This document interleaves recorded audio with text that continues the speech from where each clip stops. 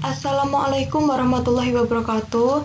Perkenalkan, kami dari kelompok 4 yang beranggotakan Sally Silviani dengan NIM 2019-12053, Azza Afila dengan NIM 2019-12067, Sydney Husnul Ifa dengan NIM 2019-12068, Siti Zubaidah dengan NIM 2019-12077, Afita Aris Silviani dengan NIM 2019-12078, Nita Nurfaida dengan NIM 2019-12081, dan Erin Setianingsih dengan NIM 2019-12085. Kami dari kelas akuntansi 4C, mata kuliah akuntansi manajemen. Kami akan sedikit membahas tentang Balanced Scorecard. Perkembangan akuntansi pertanggungjawaban. Sebagian perusahaan beroperasi dalam lingkungan yang berubah sangat cepat. Lingkungan persaingan menuntut perusahaan dapat menawarkan berbagai jenis produk maupun jasa yang dibuat khusus untuk berbagai kalangan dengan keragaman tinggi dan volume rendah secara efisien. Adaptasi dan perubahan penting bagi perusahaan yang beroperasi dalam lingkungan dinamis berubah dengan cepat untuk kelangsungan hidupnya. Akuntansi perusahaan yang diterapkan oleh perusahaan harus disesuaikan dengan lingkungan yang dihadapi. Model akuntansi pertanggungjawaban dibentuk oleh 4 elemen pokok, yaitu: yang pertama ada pembagian tanggung jawab, yang kedua penetapan ukuran kinerja atau tolak ukur, yang ketiga pengevaluasian kinerja, dan yang keempat pemberian imbalan.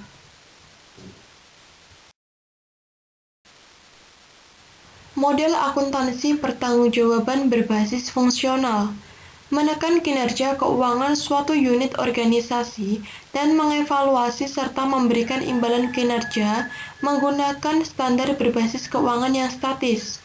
Model akuntansi pertanggungjawaban tradisional tidak cocok untuk perusahaan dengan lingkungan dinamis dan memerlukan perbaikan berkelanjutan.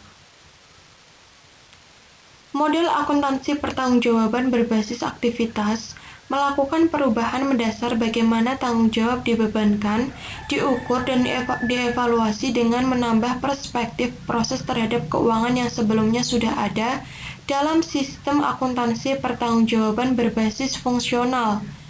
Akuntansi pertanggungjawaban berubah dari sistem satu dimensi menjadi dua dimensi dan dari sistem pengendalian biaya menjadi sistem manajemen kinerja. Kelemahan yang dimiliki sistem berbasis aktivitas tersebut yang paling menonjol yaitu upaya perbaikan berkelanjutan yang sering terfragmentasi karena tidak dikaitkan dengan visi dan strategi. Maka, perusahaan tidak memiliki sistem navigasi yang mengakibatkan perbaikan berkelanjutan yang dilakukan perusahaan tidak terarah dan tidak terkendali.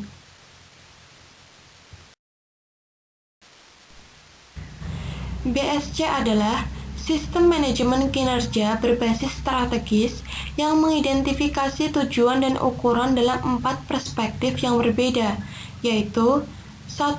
Perspektif keuangan, 2. Perspektif pelanggan, 3. Perspektif proses, dan yang keempat, perspektif pembelajaran dan pertumbuhan. Pembagian tanggung jawab. Sistem akuntansi pertanggungjawaban berbasis strategi menambahkan arah bagi usaha perbaikan dengan cara mengaitkan pertanggungjawaban dengan strategi perusahaan. Sistem tersebut mempertahankan perspektif proses dan keuangan yang sudah dikembangkan dalam pendekatan berbasis aktivitas. Penentuan ukuran kinerja.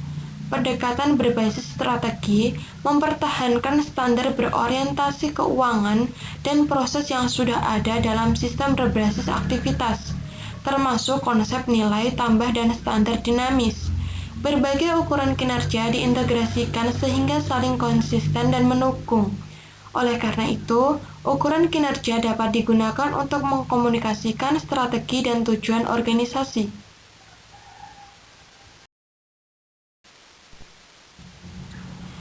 Paraga 5.1 Perbandingan pembebanan tanggung jawab.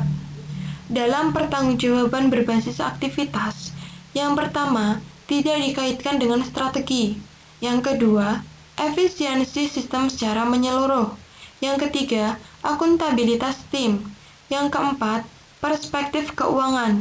Dan yang kelima, perspektif proses. Sedangkan pertanggungjawaban berbasis strategi, yang pertama, dikaitkan dengan strategi. Yang kedua, efisiensi sistem secara menyeluruh. Yang ketiga, akuntabilitas tim. Yang keempat, perspektif keuangan. Yang kelima, perspektif proses. Yang keenam, perspektif pelanggan. Dan yang ketujuh, perspektif pembelajaran dan pertumbuhan. Paraga 15.2. Perbandingan ukuran kinerja. Dalam pertanggungjawaban berbasis aktivitas, yang pertama ada standar berorientasi proses dan keuangan. Yang kedua, standar nilai tambah. Yang ketiga, standar dinamis. Dan yang keempat, standar optimal. Sedangkan dalam pertanggungjawaban berbasis strategis, yang pertama ada standar untuk keempat perspektif. Yang kedua digunakan untuk mengkomunikasikan strategi.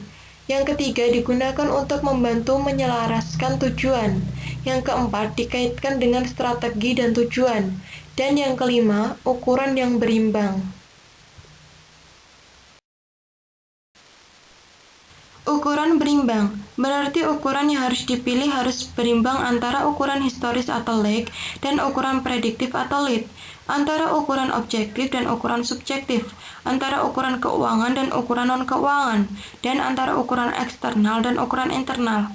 Ukuran lag adalah ukuran yang menentukan hasil usaha yang sudah dilakukan, misalnya profitabilitas pelanggan. Ukuran lead atau pemicu kinerja adalah faktor yang menentukan kinerja di masa yang akan datang, misalnya jam pelatihan karyawan. Ukuran objektif mudah dikuantifikasi dan diverifikasi, misalnya pangsa pasar. Sedangkan ukuran objektif kurang dapat dikuantifikasi dan banyak melibatkan pertimbangan, misalnya kemampuan karyawan. Ukuran keuangan dinyatakan dalam satuan uang, sedangkan ukuran non-keuangan menggunakan satuan non-keuangan, misal jumlah aduan pelanggan. Ukuran eksternal berhubungan dengan pelanggan dan pemegang saham, misalnya kepuasan pelanggan dan imbal hasil investasi. Ukuran internal berhubungan dengan proses dan kemampuan perusahaan memberikan nilai bagi pelanggan dan pemegang saham, misal efisiensi proses dan kepuasan karyawan.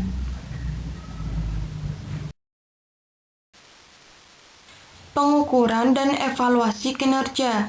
Dalam sistem pertanggungjawaban berbasis aktivitas, ukuran kinerja yang digunakan berorientasi proses. Oleh karena itu, evaluasi kinerja difokuskan pada perbaikan karakteristik proses, misalnya mengenai waktu, kualitas, dan efisiensi proses. Sistem manajemen kinerja strategis memperluas evaluasi kinerja dengan memasukkan perspektif pelanggan serta pembelajaran dan pertumbuhan. Selain itu, sistem manajemen kinerja strategis juga menggunakan ukuran keuangan yang lebih komprehensif. Paraga 15.3. Perbandingan evaluasi kinerja. Dalam pertanggungjawaban berbasis aktivitas, ada pengurangan waktu, perbaikan kualitas, pengurangan biaya, dan pengukuran tren.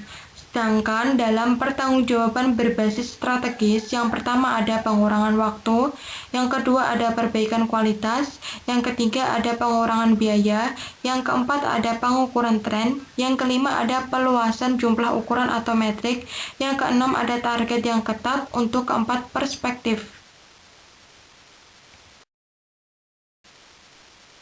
Paraga 15.4.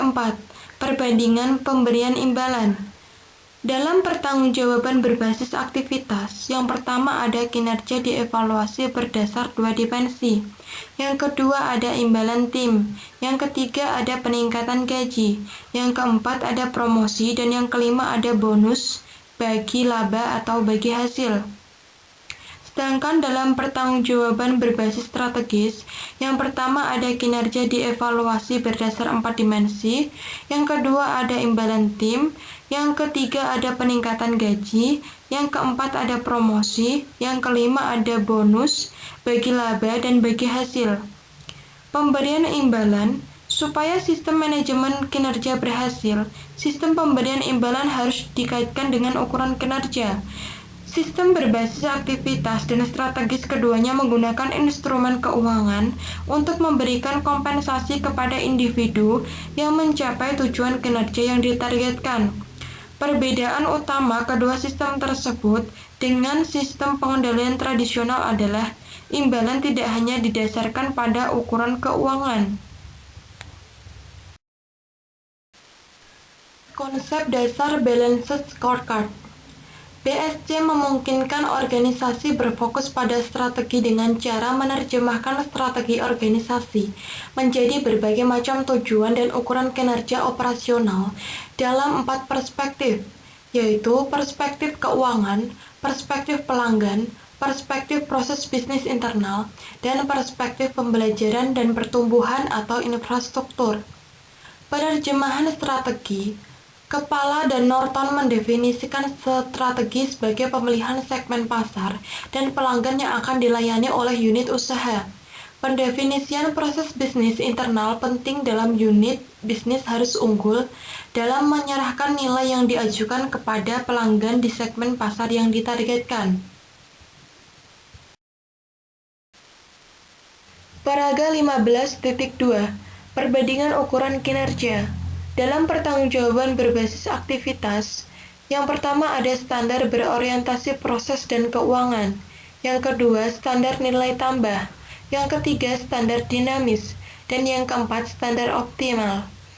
Sedangkan dalam pertanggungjawaban berbasis strategis, yang pertama ada standar untuk keempat perspektif, yang kedua digunakan untuk mengkomunikasikan strategi, yang ketiga digunakan untuk membantu menyelaraskan tujuan, yang keempat dikaitkan dengan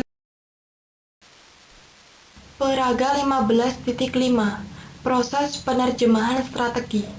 Dari visi dan strategi ke keuangan, pelanggan, proses, pembelajaran dan pertumbuhan. Dari keuangan, pelanggan, proses, dan pembelajaran serta pertumbuhan ke tujuan-tujuan, kemudian ke ukuran-ukuran, kemudian ke target-target, dan kemudian ke inisiatif-inisiatif. Perspektif, tujuan, dan ukuran keuangan. Perspektif keuangan menentukan tujuan kinerja keuangan jangka panjang dan jangka pendek sesuai dengan strategi organisasi dan menjelaskan konsekuensi ekonomi tindakan yang diambil dalam 3 perspektif lainnya. Oleh karena itu, tujuan dan ukuran perspektif lainnya harus dipilih yang dapat mendorong pencapaian hasil-hasil keuangan yang diinginkan. Perspektif keuangan mempunyai 3 tema strategis, yaitu pertumbuhan pendapatan, pengurangan biaya, dan pemanfaatan atau utilisasi aset.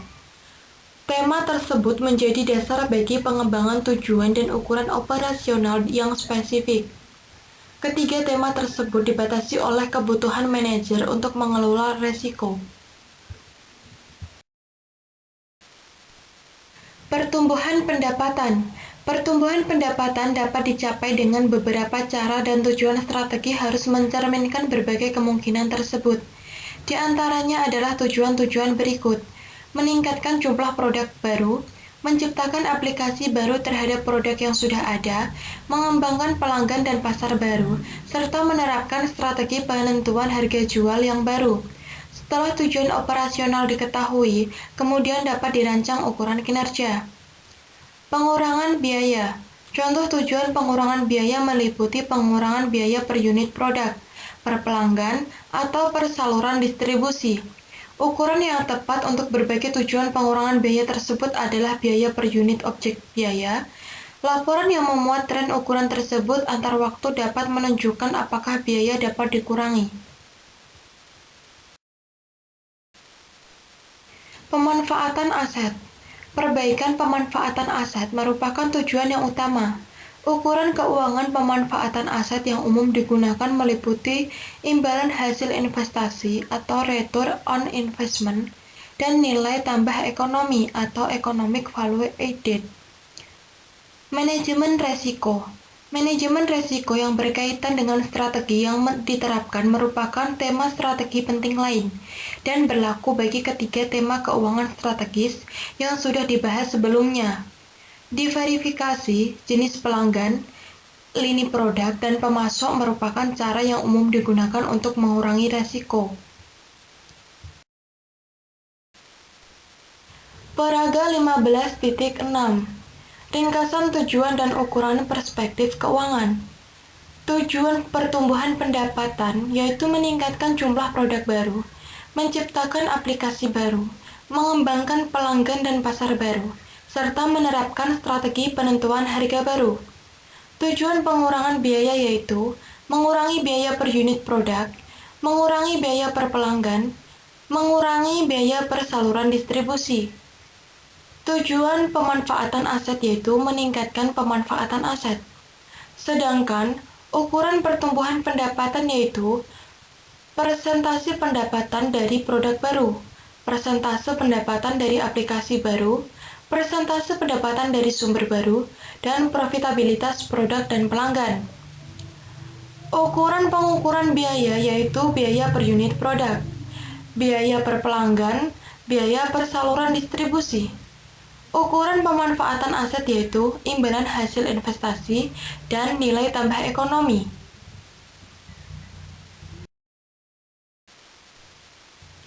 Perspektif, tujuan, dan ukuran pelanggan. Setelah segmen pelanggan dan pasar ditentukan, kemudian dikembangkan tujuan dan ukuran yang pokok. Tujuan dan ukuran pokok adalah tujuan dan ukuran yang umum digunakan oleh organisasi. Terdapat 5 tujuan pokok yaitu meningkatkan pangsa pasar, meningkatkan retensi pelanggan, meningkatkan perolehan pelanggan, meningkatkan kepuasan pelanggan, dan meningkatkan profitabilitas pelanggan. Perhitungan biaya berbasis aktivitas merupakan alat penting untuk menilai profitabilitas pelanggan. Di antara ukuran-ukuran pokok, tampak bahwa profitabilitas pelanggan merupakan satu-satunya ukuran keuangan.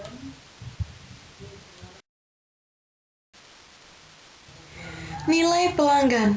Nilai pelanggan adalah perbedaan antara realisasi dan pengorbanan pelanggan. Realisasi adalah segala sesuatu yang diterima pelanggan atas produk yang dibeli. Realisasi meliputi atribut-atribut seperti fungsional produk atau fitur, kualitas produk, reliabilitas penyerahan, waktu respon, citra, dan reputasi. Sedangkan pengorbanan adalah segala sesuatu yang diberikan oleh pelanggan atas produk yang dibeli.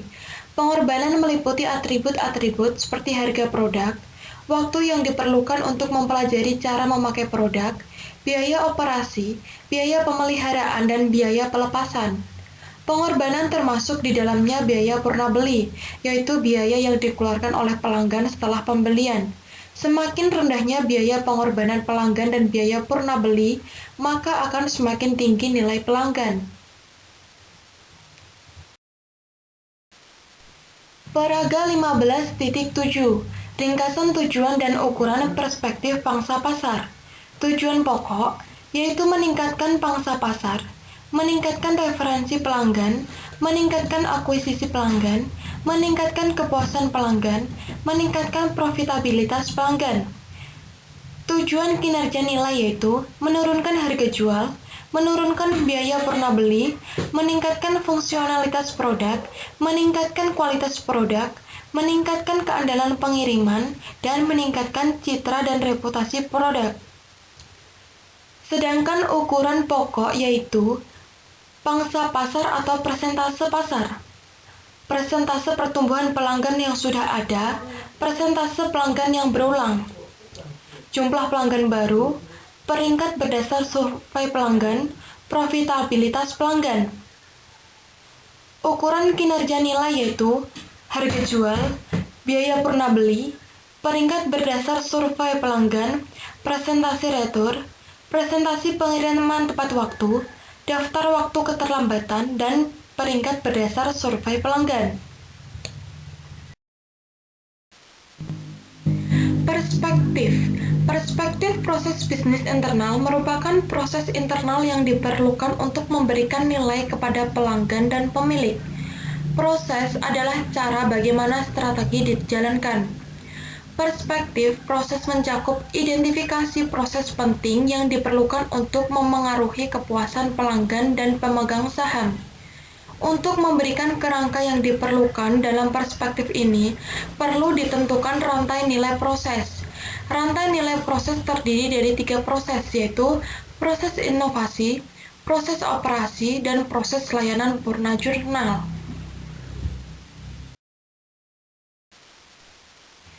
Proses inovasi. Tujuan proses inovasi adalah meningkatkan jumlah produk baru, meningkatkan persentase pendapatan dari produk baru, mengurangi waktu untuk mengembangkan produk baru. Ukurannya adalah produk baru yang sesungguhnya dikembangkan dibanding yang direncanakan. Persentase pendapatan dari produk baru, persentase pendapatan dari properti. Perkembangan waktu siklus atau waktu ke pasar. Proses operasi.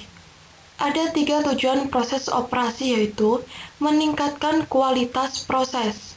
Ukuran kualitas proses meliputi biaya kualitas, output, yield atau output yang baik atau input yang baik, dan persentase unit yang cacat atau output yang cacat atau output total. Meningkatkan efisiensi proses. Ukuran efisiensi proses terutama menyangkut biaya proses dan produktivitas proses. Menurunkan waktu proses. Ukuran umum waktu proses adalah waktu siklus, velositas, dan keefektifan siklus produksi. MCA atau Manufacturing Cycle Efficiency. Waktu yang dibutuhkan oleh perusahaan untuk memenuhi order pelanggan disebut biaya tanggap atau responsiveness. Waktu siklus dan velositas merupakan 2 ukuran operasional untuk daya tanggap. Waktu siklus produksi adalah lama waktu yang diperlukan untuk memproduksi 1 unit atau dari sejak saat bahan diterima sampai dengan barang diserahkan ke persediaan barang jadi. Waktu siklus adalah waktu yang diperlukan untuk menghasilkan sebuah produk, waktu atau unit produksi. Velositas adalah jumlah unit output yang dapat diproduksi selama kurun waktu tertentu, dengan menggunakan waktu teoritis yang tersedia dalam satu periode dalam menit. Biaya standar per menit dapat dihitung sebagai berikut. Biaya standar per menit sama dengan biaya konversi sel dibagi menit yang tersedia.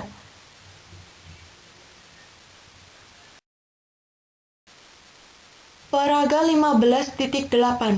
Biaya konversi sesungguhnya dan teoritis per unit. Perhitungan biaya konversi. Biaya konversi per unit sesungguhnya. Biaya standar per menit sama dengan Rp4.800 dibagi Rp1.200.000. Hasilnya adalah Rp4 per menit. Waktu siklus sesungguhnya 600 menit dibagi 30 unit. Hasilnya sama dengan 2,0 menit per unit.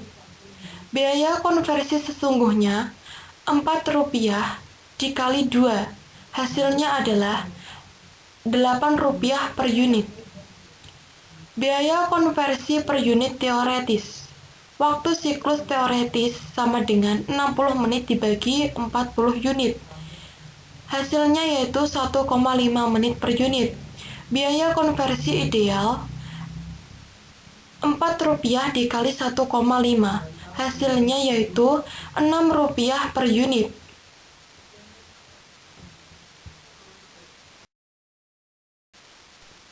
Ukuran waktu operasional lainnya adalah MCA yang dihitung sebagai berikut. MCA sama dengan waktu pengolahan dibagi dalam kurung waktu pengolahan ditambah waktu pemindahan ditambah waktu inspeksi ditambah waktu tunggu ditambah waktu penjadwalan dan ditambah waktu penyimpanan. Waktu pengolahan adalah waktu yang diperlukan untuk mengubah bahan menjadi barang jadi.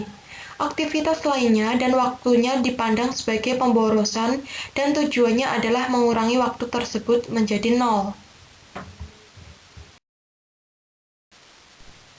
Perspektif, tujuan, dan ukuran pembelajaran dan pertumbuhan. Perspektif yang ini mencakup 3 faktor pengampu atau enabling yang utama, yaitu 1. Kemampuan karyawan. Terdapat 3 ukuran kemampuan karyawan, yaitu peringkat kepuasan karyawan, persentase perputaran karyawan, dan produktivitas karyawan. 2. Motivasi pemberdayaan dan keselarasan. Karyawan tidak hanya perlu memiliki keterampilan yang diperlukan, tetapi mereka harus juga memiliki kebebasan, motivasi, dan inisiatif untuk menggunakan keterampilannya secara efisien. Kemampuan sistem informasi. Peningkatan kemampuan sistem informasi berarti pemberian informasi yang lebih akurat dan tepat waktu kepada karyawan, sehingga mereka dapat memperbaiki proses dan menjalankan proses baru secara efisien. Perspektif proses. Tujuan inovasi yaitu peningkatan jumlah produk baru, peningkatan produk proprietary, penurunan waktu siklus pengembangan produk. Tujuan operasi yaitu peningkatan kualitas proses, peningkatan efisiensi proses, penurunan waktu proses. Tujuan layanan purna jurnal yaitu peningkatan kualitas layanan, peningkatan efisiensi layanan, dan penurunan waktu layanan. Ukuran inovasi yaitu jumlah produk baru atau total produk, biaya R&D, persentase pendapatan dari produk proprietary, jumlah penundaan paten, waktu ke pasar dari mulai sampai selesai. Ukuran operasi yaitu biaya kualitas, output yield, presentasi unit cacat, tren biaya per unit, output atau input, waktu siklus dan velocitas, MCA. Ukuran layanan purna jual yaitu first pass yield, tren biaya, output atau input, dan waktu siklus. Perspektif pembelajaran dan pertumbuhan. Tujuannya yaitu peningkatan kemampuan karyawan, peningkatan motivasi dan keselarasan, serta peningkatan kemampuan sistem informasi.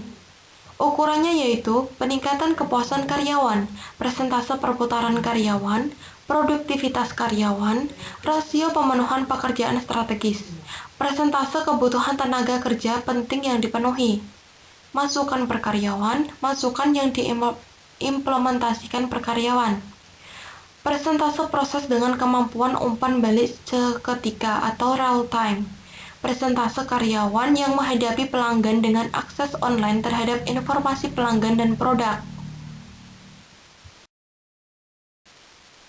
Paraga 15.8.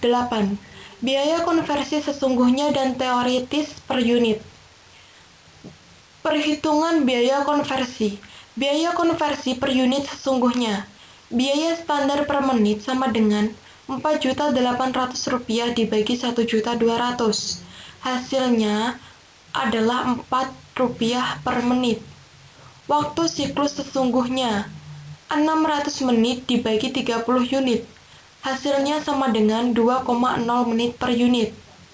Biaya konversi sesungguhnya Rp4 dikali 2. Hasilnya adalah Rp8 per unit. Biaya konversi per unit teoretis. Waktu siklus teoretis sama dengan 60 menit dibagi 40 unit. Hasilnya yaitu 1,5 menit per unit. Biaya konversi ideal Rp4 dikali 1,5. Hasilnya yaitu Rp6 per unit.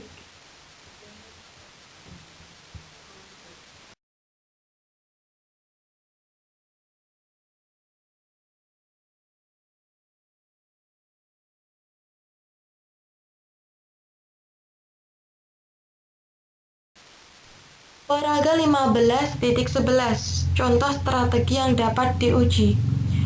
Pembelajaran dan pertumbuhan, yaitu memperbaiki keterampilan. Kemudian ada proses internal dari mendesain ulang proses, kemudian meningkatkan siklus waktu.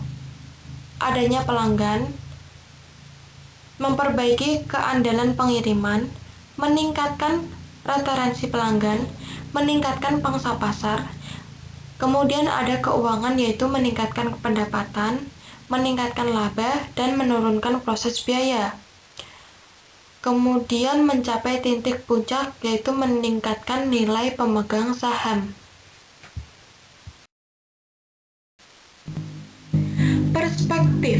Perspektif proses bisnis internal merupakan proses internal yang diperlukan untuk memberikan nilai kepada pelanggan dan pemilik. Proses adalah cara bagaimana strategi dijalankan. Perspektif proses mencakup identifikasi proses penting yang diperlukan untuk memengaruhi kepuasan pelanggan dan pemegang saham.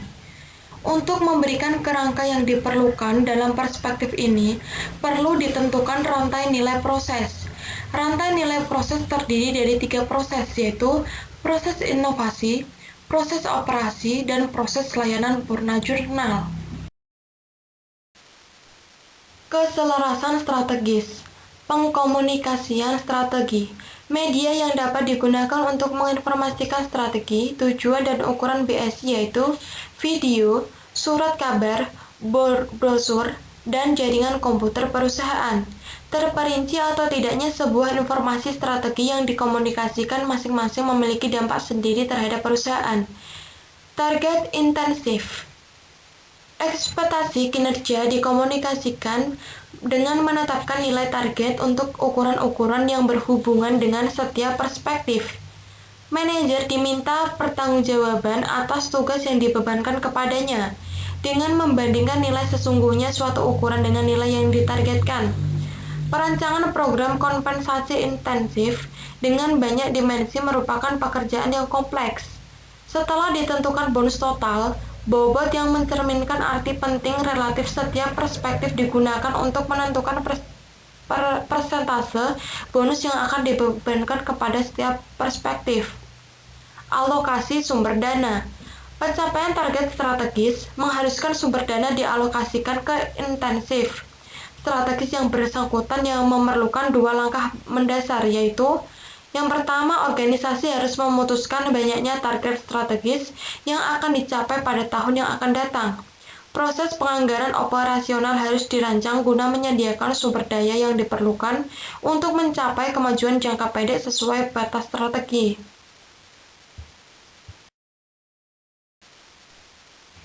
Proses inovasi. Tujuan proses inovasi adalah meningkatkan jumlah produk baru, meningkatkan persentase pendapatan dari produk baru, mengurangi waktu untuk mengembangkan produk baru. Ukurannya adalah produk baru yang sesungguhnya dikembangkan dibanding yang direncanakan. Persentase pendapatan dari produk baru, persentase pendapatan dari properti. Perkembangan waktu siklus atau waktu ke pasar.